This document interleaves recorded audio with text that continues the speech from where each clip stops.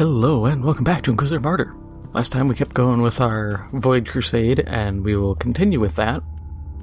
And we'll start with this mission, but before we jump into it, good thing we actually can do tarot, as per request, I'm actually going to run over all the tarot cards, because I don't believe I've ever actually sat down and went through them, and there are things about them that these little descriptions do not cover properly. So, starting here in what is considered the major arcana, we'll go with the Possessed, and it's, because it says just increased chance to find Psalm code. What it is it's increased chance to get Psalm code drops by card level times 100% per mission, guarantees a drop per successful mission. So, obviously you want to level all these cards up, they improve things, but we actually have a percentage for these. Then there's the Archaeotech Vault. Increased chance per mission to get Archaeotech Shard drops by a card level times 100%, guarantees a drop per successful mission. Crucible increases glory by card level times 100% per mission. The Pure increases influence by 100% times card level. The Treasure Trove, at every item drop chance, there is a card level times 10% chance to drop an item with the same chances. Only applies to mid-mission loot. So that's the thing we're going to see a few times throughout this, is some of these cards are mid-mission only, and they will, to my understanding, what they mean by the drop chance,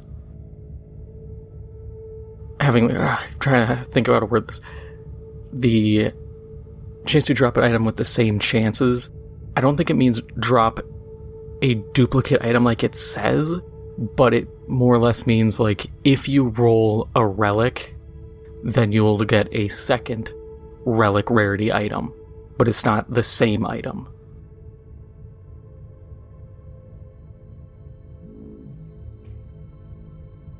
Then we have the Heretic Forge. Increases drop chance by card level times 40% for relic items and above at the expense of lower tiered items. So, easiest way to describe it is it skews your drop tables, so it reduces the chance of getting commons, uncommons, rares, and pushes it more towards getting relics or high. Obviously, it adds levels to the mission, so you have to balance that out and decide whether or not you're willing to take that risk. And on random missions, I don't think you can use that extra levels unless it's your level or higher base. Then we have the Hourglass. You have to reach 200 influence in the Dagnor system. I've just been really lazy with this and not run missions to actually get influence for any of these. But sets the mission difficulty level to 70 plus your card level times 2. So that can get pretty dicey. At every item drop chance, there is a 6 plus card level times 3% chance to drop an item with the same chances, only applied to mid-mission loot. So at max, it will be a 15% plus 6%, so 21% chance to drop loot. The Martyr, 200 influence in Malcorum, sets mission difficulty to 70 plus card level times 2, increases drop chance by 50% plus card level times 25 for relic items at the expense of lower tier items. So you're looking at 125 plus 50, so 175% chance increase. The Deceiver, 400 influence in Nearest, sets mission difficulty to 80 plus card level times 2, increases drop chance by 50 plus card level times 25 for relic items at the expense of lower tiered items. So once again, that's another 175% chance. Fallen Hero sets the difficulty to 80 plus card level times 2. See, the thing here is I'm reading this off the compendium, so I believe this is the most accurate thing, and it's the most up-to-date. I don't typically use a lot of these cards that add levels because I'm already getting pummeled normally, so I'm not really keen on adding more difficulty. But this increases drop chance by 50 plus card level times 25 for relic items. The Arch Enemy, 250 in the Aureus system, sets mission difficulty to 90 plus card level times 2. At every item drop chance, there is a 6 plus card level times 3% chance to drop an item with the same chances. Effect only applies to mid-mission loot. And then the Grim Reaper sets mission to 90 plus card level times 2. Increases drop chance by 50% plus card level times 25 for relic items. So a lot of these are, as you can see, they're similar, or they're essentially the different tiered versions. Because if you look at the hazards, they're all the same.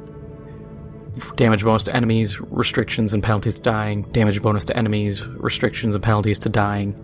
It's just how much do you want to spike your difficulty? But for this, for our sake, we'll just go Psalm Code, and then we'll look here at the Lesser Arcanas, or Minor Arcana, my bad. And we will start with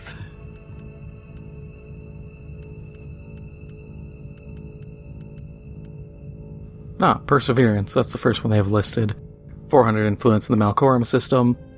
All intel and consumable items receive a card level times 100% increase to their drop rates. So that's pretty good. You can get up to 500% drop rate on those if you're really looking for intel. Venom. All tarot cards and Empyrean seals receive a card level times 50% increase to their drop rates, so 250 max. Ordeal, 250 or 200 influence in the Torque system. All blueprints receive a card level times 50 increase to their drop rates. Treachery. Void shards receive a card level times 50% increase to their drop rates. Execution. All crafting materials receive a card level times 40% increase to their drop rates. Within these rates, a card level times 40% increase is applied to relic materials and above at the expense of lower tiered items.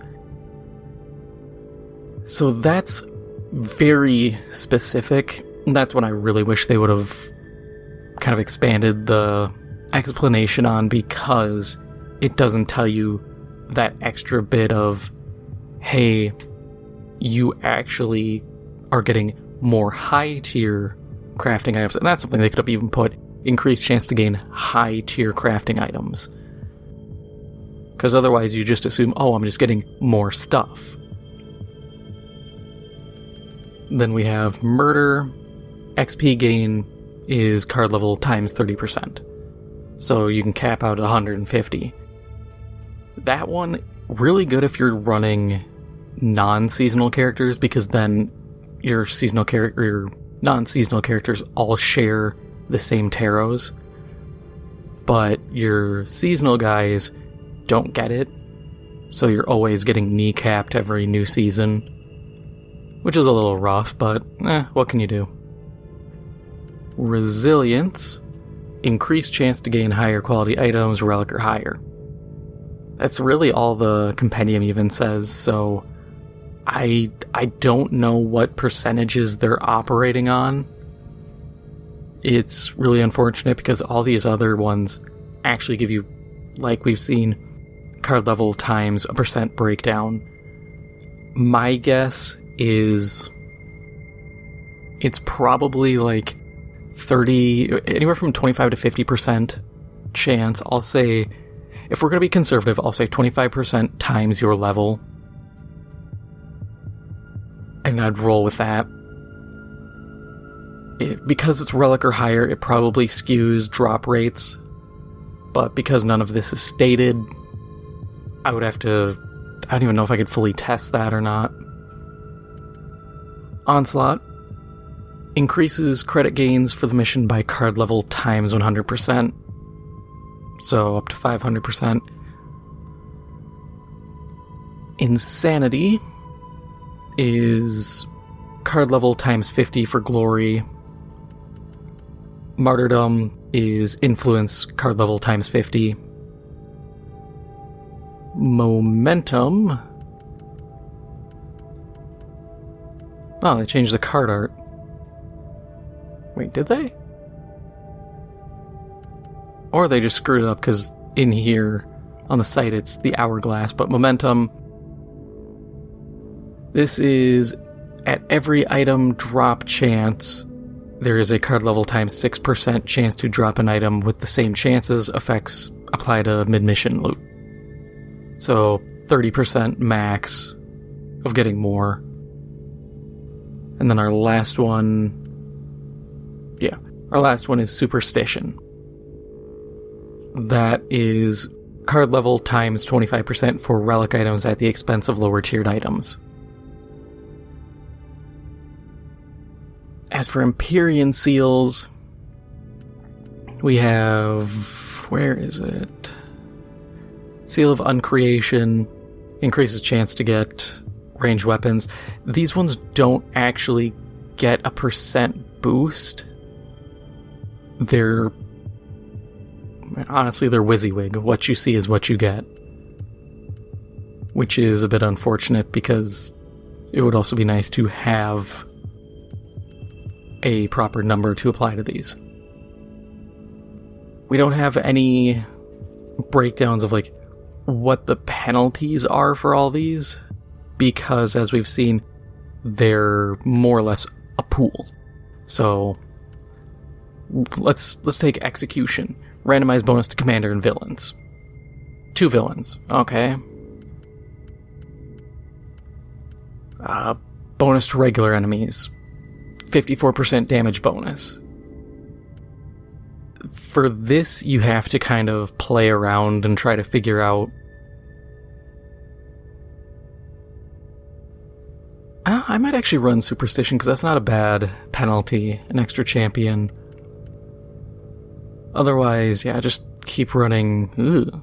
63% damage up might avoid that.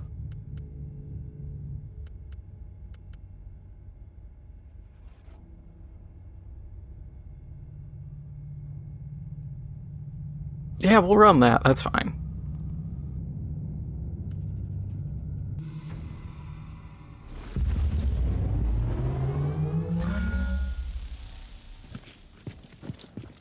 But so I hope that breakdown kind of helps explain some of those cards, because, like I said, they don't really explain how any of it works. It's just like, oh yeah, level it up, and it gets better, but you're never really explained what better means. And actually having a discernible percent chance tied to it, it kind of helps you pick out what you're really willing to risk, or to better understand what some of these are. Because knowing that some of them are mid-mission loot only, that is something where I would, if I had them higher level, I would take those for, let's say, the seasonal boss fights. Because then I get more high-tier loot, and I have more instances of it than not.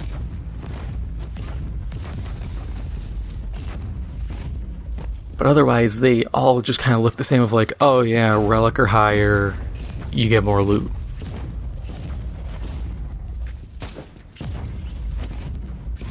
That's one thing I hope Neocore in the future, with whatever they make, I've said before whether they'd ever actually make an Inquisitor 2 or not, I'd like for them to kind of flesh out some of these systems and definitely explain them in-game, because having to go online, go to their website, find the compendium, and scroll through that, it's tedious.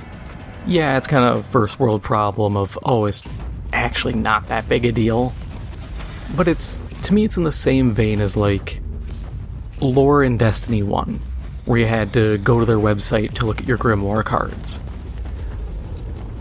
Basic information pertinent to your game should not be on whether it's a first-party or third-party website, as opposed to just being in-game.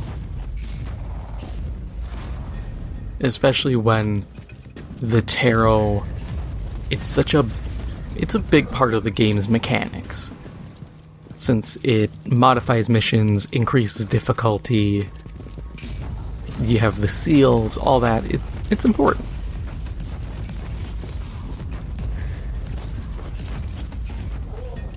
I will say, I wish there was more to it. That's something I'm really, really hoping that 40K MMO, whenever it comes out, gets some good work on it and some good TLC, because it's gonna need it. And that's not even me being like, it's because it's being published by NetEase, but because 40K has so much to it, and games like this have kind of set some degree of a standard that you kind of have to follow them. And I don't think it's bad to emulate. The tarot system, I think, is fantastic. I would love for more games to do this, where they just go, hey, here's a normal mission, modify it as you see fit. I'd love to see further additions where it's like, hey, you can do, let's say, Nurgle infestation, where like you fight Nurgle, but then there's modifiers. They might heal, or they might deal increased poison damage. You might take poison damage over time. Stuff that goes, you have increased elite spawns all throughout, or increased champions. And then Khorne worshippers and chaos demons for Khorne, they have a different system. And then Black Legion could be everything combined into this crazy wombo combo where it's like, yeah, you could fight this 3 times and have 2 Slanesh buffs and a Nurgle buff. It could be 2 Nurgle buffs, it could be a Tzeentch buff. You could do a lot. I know I had roughed out an idea. I should go back to it, because I had said it before. I was working on an idea, just for fun design doc for a theoretical 40k MMO, and I was doing Space Hulks. And they were very chaos-oriented. I really should have done some orky ones, but chaos was my focus at the moment. And I was writing down ideas for modifiers like that, and having like static dungeons, and then having some of them be random gen kind of. They're meant to be dungeon or raid level difficulty, because I think that'd be cool. Who doesn't love random gen content?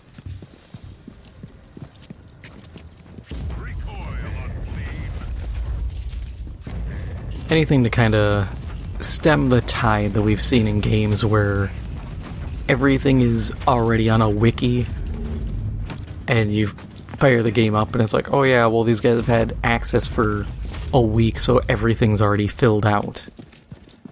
You know where every weapon is, where every skill, what's the best, what's trash, what hasn't been patched. You lose the fun of the old days. But random gen can help kind of. It won't completely stop it, but it stymies the flow. And that's kind of what I want, is that feeling of exploration again.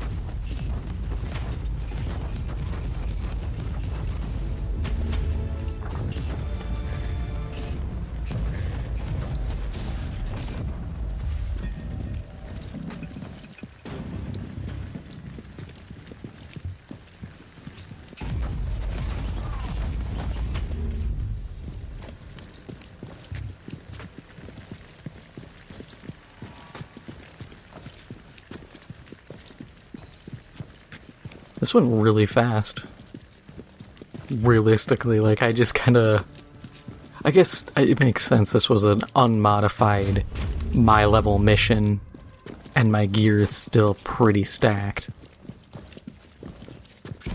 And I'm built entirely around heat, and they didn't have any heat resistance.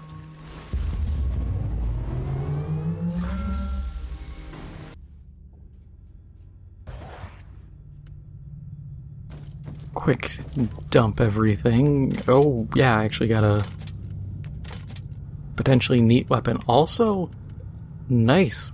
Level 5 warp shard. I don't know what I was expecting. I looked at it, I was like, oh, what are the abilities gonna be? Right, I have to level it.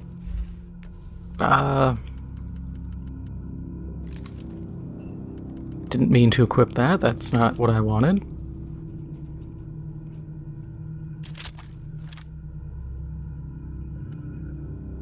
It is stronger.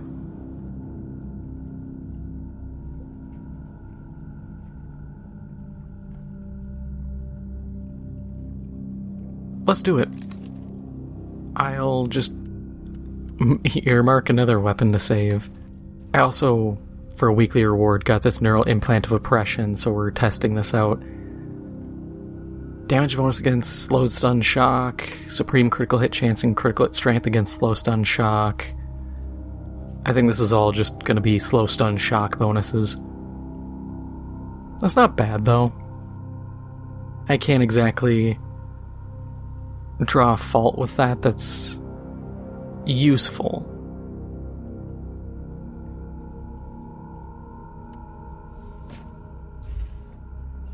It's just going to be a matter of overall how valuable it is in the end.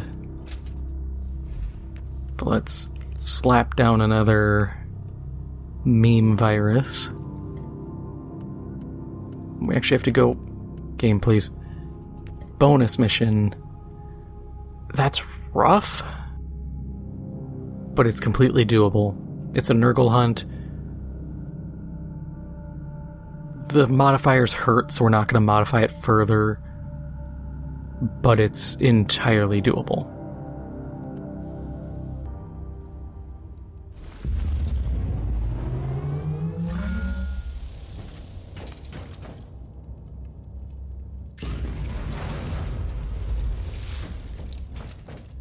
Obligatory free loot there.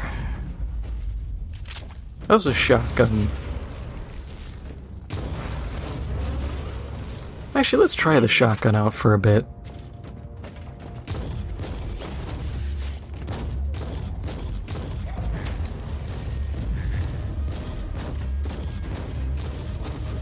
The damage isn't the greatest, but this is also not with anything unlocked on it. And it's just staggering the hell out of him, so credit where credit is due, I'll take that.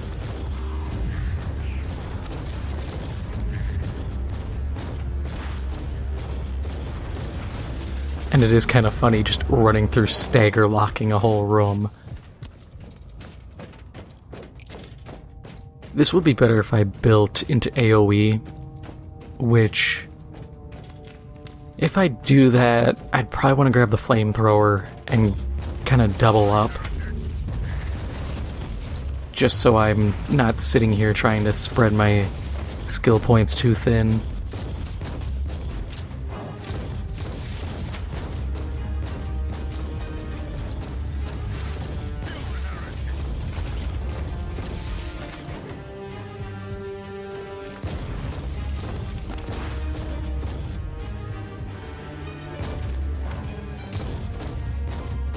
But I saw some interesting gaming news recently.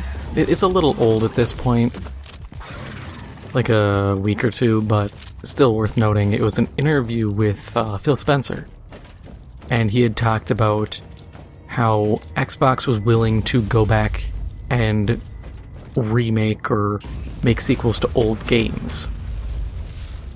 And his whole thing was, as long as the devs have the passion, that he's for it.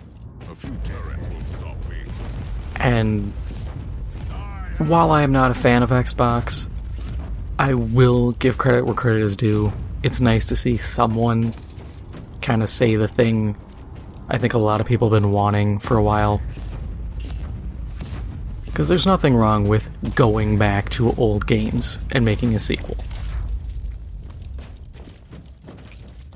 And as long as the devs have the passion for it, I think that's the critical thing.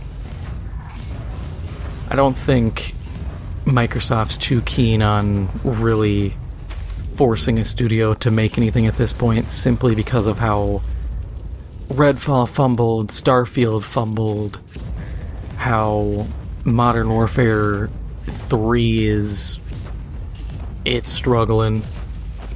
It is the lowest rated Call of Duty game ever, which beating out Ghosts is a very astonishing feat, because people despised that game.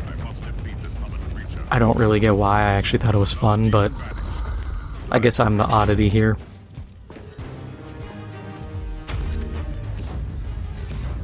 But yeah, hopefully Sony also goes, hey, maybe we should look at some of our old stuff and bring it back. Because God knows, you know, bring back Killzone, Mag, Starhawk, Resistance, Infamous. Please. Anything. But the Call of Duty stuff, that's rough. I didn't buy it because God knows I wasn't going to buy what I knew was an expansion. And interviews with the devs came out and they're like, yeah, we were told this was just gonna be a year 2 DLC until very close to the end. It was a few months left when they were told, oh yeah, now you have to make this a full-fledged game. Do a campaign, tie Makarov to it, all this stuff. Which was really unfortunate because the campaign sucked. I watched a playthrough, I was like, oh, this is kind of bad.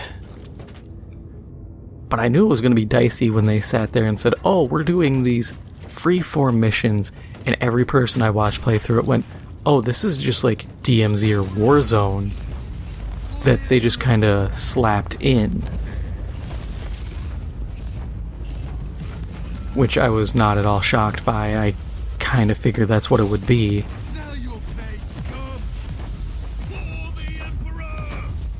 It's just unfortunate.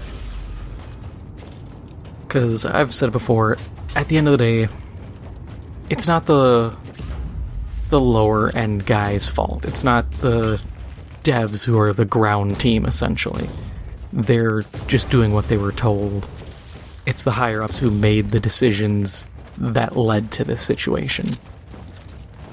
Because looking at, like, the zombies mode, the thing that kills me is the zombies mode is not a bad framework. But when you break it down, it's not even caught up to what DMZ was at the end of Modern Warfare 2's life cycle.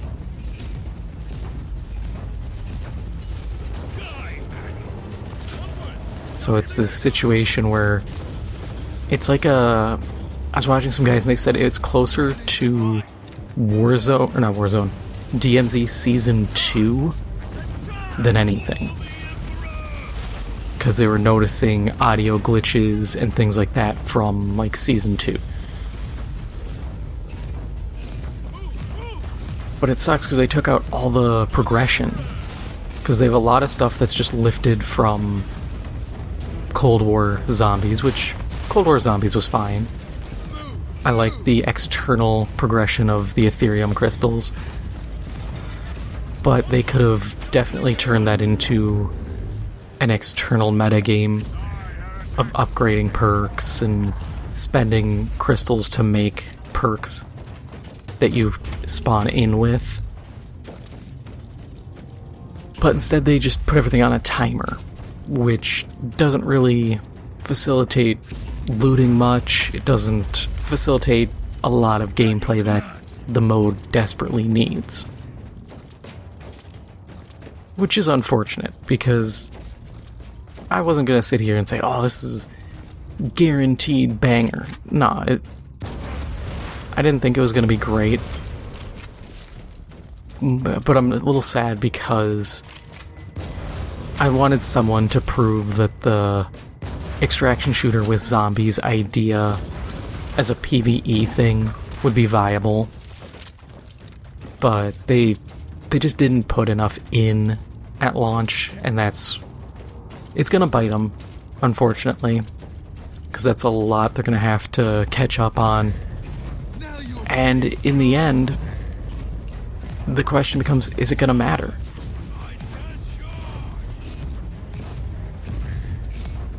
Because I don't know if they're gonna port this or keep it going in the next Call of Duty, even though the next one is a Black Ops game set in the 90s.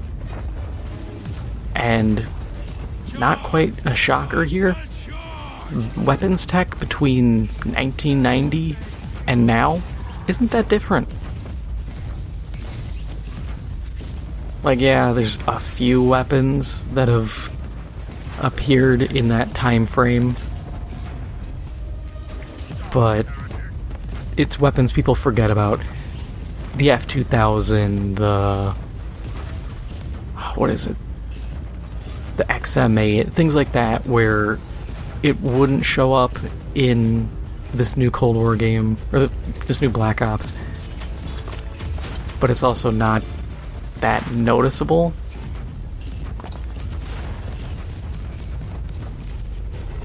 Because look at original Modern Warfare. That came out in the mid-2000s, and the weapons in that aren't too different from the weapons now.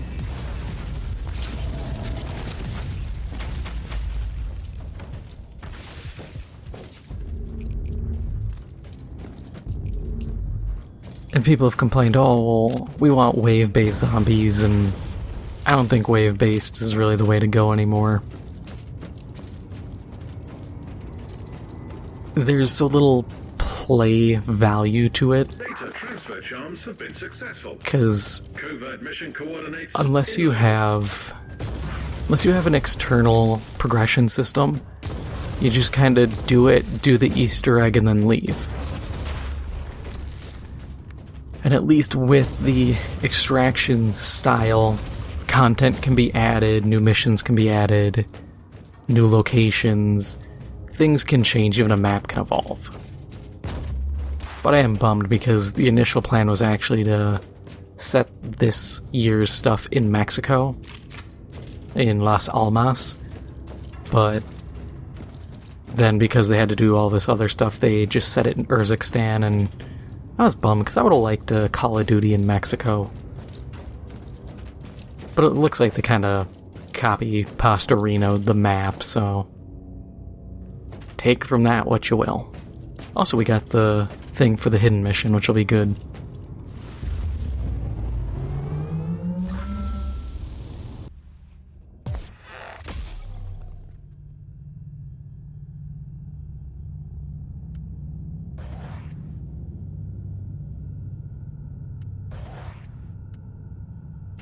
Looks like we got a lot of stuff there. So we'll quick run through, keep bumping up our health, because we gotta get that pain suppression eventually. Oh, that's cool. Just passive suppression gain per second when below 50% health. That's gonna leverage really well with the suppression point gain for every 10 HP gained, and the HP gained for every suppression gained. That we're going to be able to be fairly meaty. Doesn't mean we can take large hits, but we can take a bunch of small ones. Yeah, that's pretty bad. Oh well. Every piece of loot can't be a banger.